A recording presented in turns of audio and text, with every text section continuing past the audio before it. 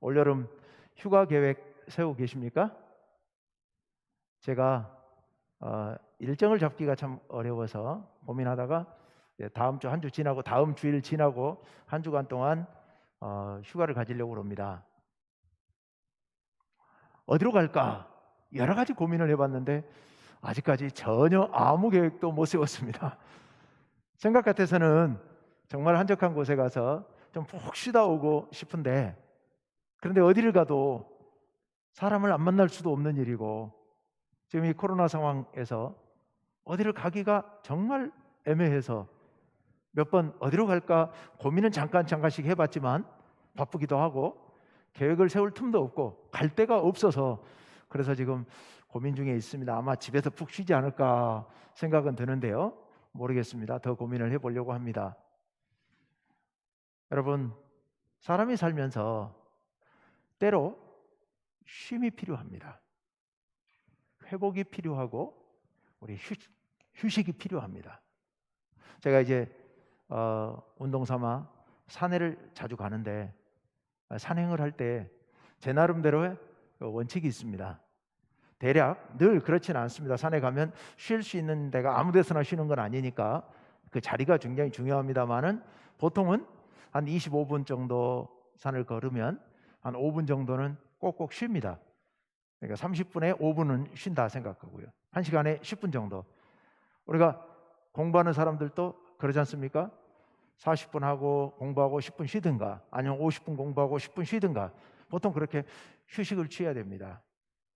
산에 초보자들이 산을 올라가면서 처음에 체력이 있으니까 막 열심히 올라갔다가 지쳐가지고 하루 종일 고생하는 그런 경우들이 참 많은데요, 미리미리 적당한 때 휴식을 취하지 않으면 즐거운 산행을 할 수가 없습니다. 우리의 인생도 적절할 때 쉬지 않으면 인생을 행복하게 살아갈 수가 없습니다. 그래서 50분 일하면 10분 쉬든지, 아니면 2시간 일하고 30분을 쉬든지 쉬어야 됩니다. 하루 종일 일했으면 밤에는 푹 쉬어야 내일 또 건강하게 일할 수 있습니다. 일주일에 5일이나 6일 열심히 일했다면 하루 이틀을 푹 쉬어야, 그래야 그 다음 주에 또 일할 수 있습니다. 우리가 1년 동안 힘들어 일했다면 한 주나 2주 때때로 쉼을 가져야 우리의 몸은 회복될 수가 있습니다. 이 쉼이라고 하는 것 대단히 중요한 일이죠. 자, 그런데 이 쉼에도 이 목적이 있어야 합니다.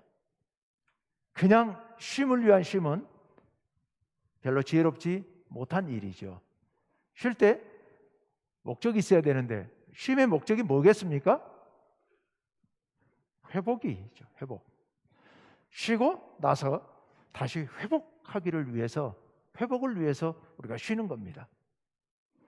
휴가라고 해서 가서 너무 힘들게 여행하고 돌아다니고 하다 보면 나중에 돌아와서 더 지쳐버리는 경우도 있죠. 별로 지혜롭지 못한 것 같아요. 쉼의 목적은 회복에 있습니다.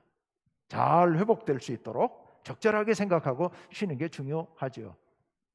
우리 오늘 본문 말씀 안에도 쉼에 대한 말씀이 나옵니다. 오늘 본문의 31절 말씀을 우리 한번 띄워주시겠어요? 예, 이르시되, 예수님 말씀이에요. 너희는 따로 한적한 곳에 가서 잠깐 쉬어라 하시니 이는 오고 가는 사람이 많아 음식 먹을 겨를도 없음이라. 예수님께서 12명의 제자들에게 하신 말씀이에요. 이전에 예수님께서 12명의 제자를 6명씩 짝을 지어서 파송하셨죠.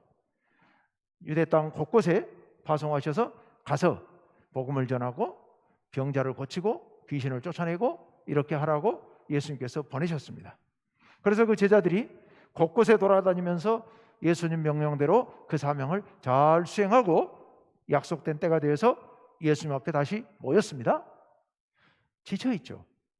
그 지쳐있는 그들을 바라보면서 예수님께서 따로 한적한 곳에 가서 쉬어라, 같이 가자 해서 예수님께서 배를 타고 제자들을 데리고 사람들이 없는 한적한 곳으로 가십니다. 그 많은 수고를 하고 왔지만 사람들이 너무 많기 때문에 밥 먹을 겨를도 없이 바쁜 그 제자들에게 쉼을 주시기 위함이었죠. 그런데 배를 타고 노를 저어서 걸어가는데 배가 가는데 속도가 너무 느리니까 그 모습을 본 많은 무리가 어디로 가시는지 대충 방향을 짐작하고 해변으로 걸어서 예수님이 가시는 그 배보다 더 먼저 목적지에 도착해서 기다리고 있는 겁니다. 예수님께서 그곳에 내려서 그들을 다시 또 맞아주시죠. 찾아왔는데 어떡합니까? 한적한 곳까지 찾아온 그들을 예수님께서 내치실 수는 없으신 거죠. 그래서 그들을 맞아주십니다.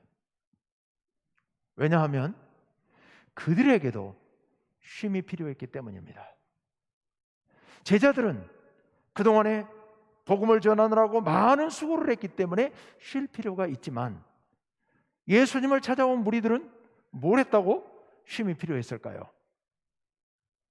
그들은 삶에 지쳐있는 사람들이었습니다. 삶에 지쳐있는 그 무리들. 34절 말씀 한번 띄워주십시오. 우리 다 같이 한번 읽어봅시다. 시작. 예수께서 나오사 큰 무리를 보시고 그 목자 없는 양 같음으로 인하여 불쌍히 여기사 이에 여러 가지로 가르치시더라. 아멘. 예수님께서 그들을 바라봤더니 그들이 목자 없는 양 같았다는 얘기입니다. 목자 없는 양 같았어요. 그래서 그들이 너무 불쌍해요. 삶에 지쳐있는 그 모습이 너무 불쌍해요. 그래서 예수님께서 그들을 불쌍히 여기셨습니다. 어떻게 불쌍했을까요? 목자가 없는 양, 그게 어떻게 불쌍한 걸까요? 시편 23편 1, 2절 말씀, 우리가 잘 아는 시편이죠. 한번 띄워주십시오. 우리 다 같이 한번 읽어봅시다. 시작. 여호와는 나의 목자시니 내게 부족함이 없으리로다. 그가 나를 푸른 풀밭에 누이시며 쉴 만한 물가로 인도하시는도다. 만약 목자가 없다면 푸른 풀밭을 양들 스스로 찾아갈 수가 없어서 굶주리게 됩니다. 만약 목자가 없다면 쉴 만한 물가로 물을 마실 수 있는 그곳으로 인도해 줄 수 없기 때문에 양들이 목말라 있습니다. 쉬지 못하기 때문에 지칠 수밖에 없습니다. 그래서 목자 없는 양 같은 그들은 목말라 있고 굶주리고 있고 그리고 지쳐 있는 그들이에요. 아까 어린이 설교 말씀드렸습니다마는 목자가 없다 보니까 잠을 자도 자는 게 아니에요. 불안해서 두려워 떨기 때문에 쉬어도 쉬는 게 아니에요. 삶에 지쳐 있어요. 이스라엘 백성들 지도자가 없기 때문에 로마의 지배를 받고 있는 상태하에서 그들을 보호해줄 사람이 없기 때문에 그들은 하루하루의 삶 자체가 너무도 불안하고 너무도 두렵고 너무도 고달파서 지칠 대로 지쳐있는 그들이에요. 그들을 예수님께서 보시고 불쌍히 여기신 거예요. 목자가 없으면 그들의 삶이 살아도 사는 게 아니죠. 에스겔 34장 5절과 6절 말씀을 한 절씩 순서대로 봅시다. 에스겔 34장 5절 6절. 목자가 없으므로, 목자가 없어요. 목자가 없으므로 그것들은 양들이에요. 양들이 흩어져서 모든 들짐승의 밥이 되었도다. 들짐승에게 쫓기는 겁니다.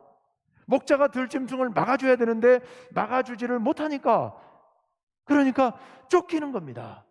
쫓기다가 지치고 흩어져 있으니까 잡아먹히기 더 좋고 그래서 6절에 내 양떼가 여기 하나님의 양떼가 모든 산과 높은 맷뿌리에마다 산골짜기 산 언덕 곳곳에마다 유리되었고 즉 뿔뿔이 흩어져서 도망다니고 있다는 얘기입니다. 내 양떼가 온 지면에 흩어졌으되 찾고 찾는 자가 없었도다. 목자가 없는 이스라엘 백성들, 그들의 삶은 너무도 고달프고 그래서 너무도 지쳐 있어서 휴식과 회복이 필요한 상태였습니다. 그들이 예수님을 찾아온 겁니다. 그래서 예수님께서 그들을 만나 주시는 겁니다. 이뿐만이 아닙니다. 또 지쳐있고 휴식이 필요한 사람들이 또 있습니다. 오늘 본문 55절 6절 말씀 한번 띄워주십시오. 55절 마가복음 6장 55절. 이제 아까 예수님이 배에서 내리셔가지고 많은 사람들을 만나주신 그 뒷얘기예요. 그 좀 건너뛰어서 그 온 지방 게네사렛 지방에서 온 지방으로 돌아다니며 예수께서 어디 계시다는 말을 듣는 대로 병든 자를 침상째로 메고 나오니 56절 아무데나 예수께서 들어가시는 지방이나 도시나 마을에서 병자를 시장에 두고 예수께 그의 옷가에라도 손을 대게 하시기를 간구하니 손을 대는 자는 다 성함을 얻으니라. 아멘. 예수님께서 새로운 곳으로 가셨는데 가는 곳곳마다 수많은 병자들이 몰려오고 사람들이 몰려와서 장사진을 치고 있는 겁니다. 예수님께 고침을 받으려고요. 행여 예수님 옷자락이라도 만지고 예수님 그림자라도 덮여서 치유의 은혜를 누리고 싶어서 그들이 그렇게 몰려와 있는 겁니다. 그 영혼들, 그 수많은 영혼들이 지금 휴식이 필요한 사람들입니다. 영혼의 휴식이 필요한 사람들입니다. 영혼이 피폐해져 가고 있는 그들이 다시 소생될 필요가 있는 사람들이지요. 그들이 예수님을 찾아옵니다. 예수님께서 그들을 만나 주시는 겁니다. 그들을 만나 주셔요. 예수님께서 그들을 어떻게 하십니까? 예수님께서 제자들, 사역에 지쳐있는 제자들을 불러서 한적한 곳으로 가시면서 와서 잠깐 쉬어라, 잠깐 쉬러 가자. 여러분, 우리는 휴식이 필요합니다. 때로는 잠깐 쉼이 필요해요. 그래서 우리의 몸이 회복돼야 되고 그래야 우리의 영혼도 새롭게 소생될 수 있습니다. 그래서 적절한 휴식이 우리들에게는 꼭 필요하죠. 그런데 그런 육신의 쉼과 회복도 중요하지만 더 중요한 것은 우리의 마음과 우리의 정신적인 쉼도 필요합니다. 여러분, 우리는 세상을 살아가면서 정신적으로 점점 더 지쳐갑니다. 마음이 점점 더 지쳐갑니다. 수많은 병자들이 거기 있지 않습니까? 그 병자들이 병을 앓다 보면 점점 마음이 우울해져 가고요. 점점 마음이 더 의기소침해져 가면서 소극적으로 부정적으로 변해가기 시작합니다. 그런 마음들이 쉼을 얻고 다시 회복될 필요가 있습니다. 로마의 압제를 받으면서 가난에 시달리고 삶에 시달리면서 하루하루 살아가는 삶 자체에서 그들은 점점 지쳐가고 있습니다. 그들의 영혼이 지쳐가고 있고 그들의 마음이 지쳐가고 있고 그들이 정신적으로 점점 더 피폐해져가고 있는 상태에 있었던 겁니다. 그래서 예수님께서 그들에게 다가가시죠. 다가가셔서 그들에게 무엇을 해주십니까? 오늘 아까 보았습니다마는 34절 말씀을 다시 한번 봅시다. 본문 34절, 예수께서 나오사 큰 무리를 보시고 다 같이요, 시작. 그 목자 없는 양 같음으로 인하여 불쌍히 여기사 이에 여러 가지로 가르치시니라. 아멘. 예수님께서 그들을 불쌍히 여겨주십니다. 오늘 여기는 누가복음에는 이렇게만 나와 있습니다만은 이 구절을 설명하고 있는, 이 대목을 설명하고 있는 마가복음에는 예수님께서 병자들을 고치셨다고 말씀하고 계십니다. 병자들을 고쳐주셨습니다. 그리고 그들에게 여러 가지로 가르치셨습니다. 뭘 가르치셨을까요? 하나님 나라의 비밀을 가르쳐 주셨을 겁니다. 예수님께서 제자들에게 가르치신 많은 일들이 있지 않습니까? 마음이 가난한 자는 복이 있나니, 이게 하나님 나라의 복이잖아요. 또 여러 비유로 말씀하시지 않습니까? 하나님의 나라는 이와 같으니, 예수님께서 수많은 곳에서 들려주셨던 이런 말씀들로 그들에게, 지쳐있는 그들에게 하나님 나라의 이야기를 들려주셨을 겁니다. 그래서 소망을 잃어버린 그들에게 하나님 나라의 소망을 들려주셨을 겁니다. 뿐만 아닙니다. 그들이 굶주려 있었기 때문에 오늘 이야기 34절까지만 봤습니다마는 그 뒷이야기가 무슨 얘기인지 혹시 아시나요? 오병이어 이야기예요. 굶주린 그들에게 물고기 2마리와 떡 5개를 가지고 축사하셔서 그 많은 무리들을 배불리 먹여주신 그 놀라운 잔디밭의 그 잔치, 광야의 잔치를 예수님께서 베풀어 주셨습니다. 줄인 영혼, 지쳐있는 영혼들에게 따뜻한 저녁 식사를 대접해 주심으로 말미암아 그들이 배불리 먹고 새로 힘을 얻고 회복될 수 있도록 예수님께서 역사를 베풀어 주셨던 겁니다. 그 놀라운 일을 예수님께서 지쳐있는 그들, 휴식이 필요한 그들, 회복이 필요한 그들에게 그렇게 은혜로 베풀어 주시고 회복시켜 주셨던 겁니다. 여러분, 오늘날 우리들 많이 지쳐 있습니다. 특별히 작년 봄부터 지금 1년 반 넘는 시간 동안 코로나19를 겪으면서 우리는 모두 지쳐 있습니다. 긴장감 속에서 한시도 마음을 놓을 수가 없지 않습니까? 어디를 가서 누구를 만날 수도 없지 않습니까? 오늘은 몇 명이나 확진자가 나왔나? 전라북도는 어떻게 돌아가고 있나? 거리두기 단계가 몇 단계가 되고 있나? 누군가를 만나긴 만났는데 혹시라도 내한테 또 전염되는 건 아닐까? 누구 만나서 차 한잔 마셨는데 마스크 벗고 차 마셨는데 혹시 그 자리에 확진자가 다녀가지는 않았을까? 불안한 마음 가운데 지금 1년 반이 넘는 시간 동안을 보내고 있습니다. 저도 원치 않게 한번 격리가 되고 나니까요, 정말 너무 두렵고요, 불안해요.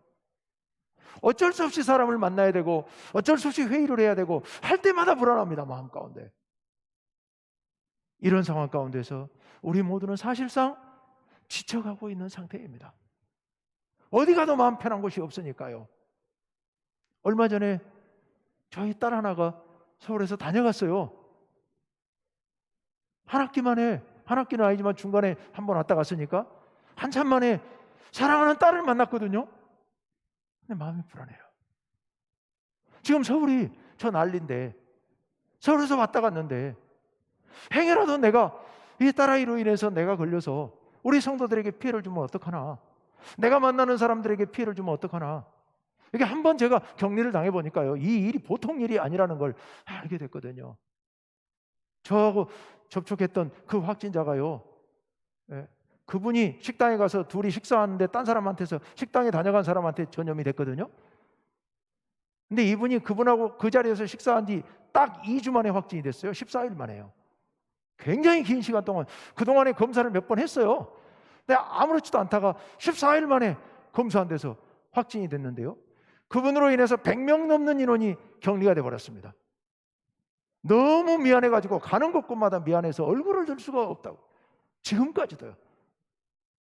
만약에 제가 혹시 그런 상황을 만나게 되면 여러분, 미안해서 제가 성도님들을 어떻게 봐야 할지, 제가 만약에 확진이 돼가지고 여러분이 격리가 돼야 된다든가 교회가 폐쇄된다든가 이런 일이 벌어진다면 정말 이 일을 어떻게 감당해야 될지 전 상상이 안 됩니다.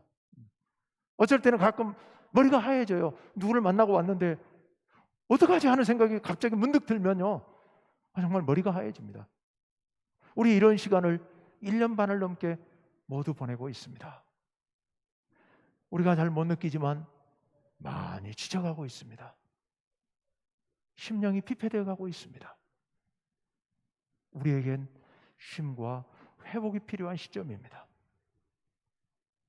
여러분, 우리가 어떻게 해야 이 지친 영혼들이 쉴 수 있고 다시 회복될 수 있을까요? 이 고통스러운 이 지난한 인생길에 지쳐있는 우리가 어떻게 하면 쉼을 얻고 회복이 될 수가 있을까요? 쉼과 회복은, 진정한 쉼과 회복은 오늘 본문에 있는 많은 무리들처럼 예수님 앞에 나와 예수님을 만남으로 인하여 진정한 쉼과 회복을 얻게 되는 줄로 믿습니다. 예수님을 찾아온 그 무리들, 예수님께서 그들을 나가서 맞아주시고 그들의 병을 치유해 주시고 그들에게 말씀으로 하나님 나라의 소망을 심어주시고 그리고 그들에게 저녁상을 차려서 대접해 주실 때 그들이 참된 쉼과 회복을 얻게 된 줄로 믿습니다. 시편 아까 23편 1, 2절 말씀을 봤습니다마는 23편 3절 말씀에 보면 내 영혼을 소생시키시고 의의 길로 인도하시는도다라고 말씀하십니다. 내 영혼을 소생시켜 주시는 분, 그분이 누구냐? 바로 우리의 목자 되신 우리 주 여호와 하나님, 그리고 우리 예수님이신 줄로 믿습니다. 아까 어린이 설교에서 그런 말씀 드렸습니다.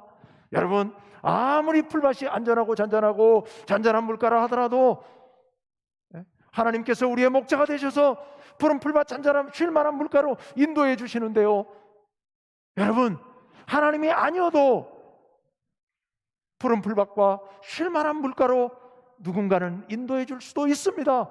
내 스스로 노력에 의해서 넓은 풀밭 그리고 잔잔한 물이, 시냇물이 흐르는 그런 곳, 거기 가서 쉴 곳을 우리는 찾을 수 있습니다. 그런데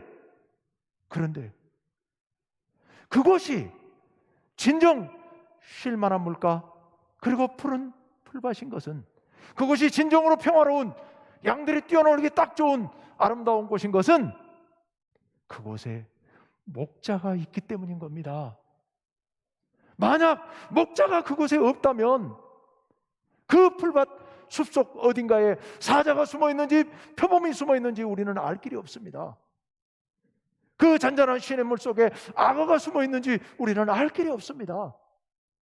그러니 그 푸른 풀밭 잔잔한 물가는 너무도 위험한 곳이고 너무도 불안한 곳, 잠시도 쉴 수 없는 위험한 곳입니다. 여러분, 동물 프로그램 보십시오. 그 물이 있는 곳, 풀밭이 있는 곳에는 어김없이 사자가 숨어 있고 표범이 숨어 있는 곳입니다. 물이 있는 곳에는 어김없이 악어가 숨어 있습니다. 여러분, 우리가 눈으로 보기에 평화롭다고 생각하는 곳, 이곳이 쉴 만한 곳이라고 생각하는 그곳에 만약 우리의 목자 되신 예수님, 우리의 목자 되신 하나님께서 함께 계시지 않는다면 우리는 쉴 수도 없고 회복을 기대할 수도 없고, 더군다나 우리의 영혼이 소생되는 이 기쁨은 상상도 할 수 없습니다. 우리가 쉴 수 있는 곳은, 우리가 회복할 수 있는 곳은, 우리의 영혼이 소생될 수 있는 곳은 바로 하나님 그리고 우리 예수님 앞에 있을 때입니다. 예수님 앞에 나오지 않으면 참된 쉼은 없습니다. 코로나19를 맞으면서 우리 많은 성도님들이 그래도 이 와중에도 열심히 주님 앞에 나오고 있습니다만은 몇몇 성도님들은 나오지 못하시는 성도님들도 있습니다. 가정에서 영상으로 정말 정성을 다해서 온 마음을 다해서 더 열심으로 예배드리는 성도님들도 여러분이 계십니다. 정말 너무도 감사할 일이죠. 하지만 몇몇 분들은 코로나를 핑계로, 직장에서 나가지 못하게 한다는 핑계로, 자녀들이 있다는 핑계로 게을러져 있는 성도들도 있는 것 같습니다. 교회 안 나오고 한 번, 두 번 안 나오고 집에서 영상으로 예배드리면 처음에는 괜찮지만 점점 편함에 익숙해져 가고요, 게으름이 익숙해져 가서요, 나중에는 내 신앙이 슬슬 약해지고 바닥으로 떨어지는데도 불구하고 알아채지 못할 수도 있습니다. 그러다가 생명을 잃을 수도 있습니다. 여러분, 아무리 상황이 어려워도 어려우면 어려울수록 하나님을 더 강하게 붙잡아야 살 수 있습니다.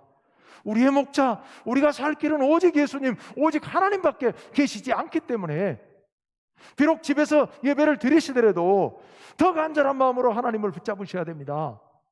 더 간절한 마음으로 하나님께 나아가지 않으면 우리의 영혼은 점점 피폐해져 가고 지쳐서 쓰러질 수밖에 없습니다. 우리 충무교회, 자, 이렇게 코로나19 상황을 겪으면서 올해 우리 표도 그렇습니다만 하나님께 더 가까이 나아가자고요. 왜 하나님께 제가 가까이 나아가자고 얘기를 한 겁니까? 이런 표를 내걸게 된 겁니까? 우리가 코로나 오기 전에 세상에 많은 사람들이 바빴고 교회 안에서도 서로 활동하고 모임 갖고 봉사하고 바쁘느라고 우리는 그동안 하나님께 집중하지 못했었습니다. 어쩌면 이 코로나 상황은 하나님께서 우리에게 오직 하나님께만 집중하라고 주신 기회인 줄로 믿습니다. 그래서 다른 사람들을 가까이 할 수는 없으니까, 세상을 가까이 할 수는 없으니까 하나님께 가까이 하고 하나님께 집중하자고, 이 절호의 기회를 통하여서 우리가 우리의 신앙이 더 성장하고 더 높이 올라가자고, 그래서 우리 이런 표를 정했습니다. 제가 반년이 지나서 7월로 접어들면서 제 가슴에 느껴지는 것은 믿음의 양극화가 오는 것 같아요. 빈익빈 부익부가 오는 것 같아요. 믿음이 없고 연약한 분들은 점점 코로나를 핑계로 주님으로부터 멀어져 가고, 그러다가 점점 위험에 빠지고 사그라지고 가라앉고 지쳐가고, 그럼에도 불구하고 더 주님께 가까이 나아가기 위해서 애쓰고 나와서 기도하고 말씀을 읽고 발버둥을 치는 성도들은 오히려 더 믿음이 독수리 날개치듯 올라가는 모습을 제 가슴으로 느껴집니다. 제가 간절히 바라는 것은 우리 충북교회 온 성도들이 이 코로나 위기를 겪으면서 하나님께 더 가까워지고 하나님과 관계가 더 깊어지고 하나님 안에서 더 큰 기쁨을 누리면서 날마다 행복하게 살아가는, 그동안에 깨닫지 못했던 믿음의 놀라운 비밀을 깨닫게 되기를 제 마음 간절하게 바랐는데, 다는 그렇게 되지 못하는 것 같아서 너무 마음이 안타깝습니다. 성도님 여러분, 주님을 떠나면 지쳐 쓰러지고 생명을 잃게 됩니다. 주님을 찾으면, 주님께 나오면 이 안에 놀라운 달콤한 휴식이 있고 회복이 있고 생명이 소생되는 놀라운 기쁨이 있는 줄로 믿습니다. 우리 충북교회 온 성도님들 모두 한 명도, 정말 한 번도 낙오되지 아니하고 우리의 목자이신 우리 하나님, 우리 예수님 품으로 나와 날마다 영혼의 풍성함을 누리시는, 독수리 날개치듯 하나님을 향하여 날마다 올라가는 우리 성도님들 되시기를 간절히 원합니다. 마지막으로 말씀 한마디만 같이 읽고 기도합시다. 마태복음 11장 28절 말씀, 다 함께 오시죠. 수고하고 무거운 짐진 자들아 다 내게로 오라, 내가 너희를 쉬게 하리라. 아멘. 기도합시다.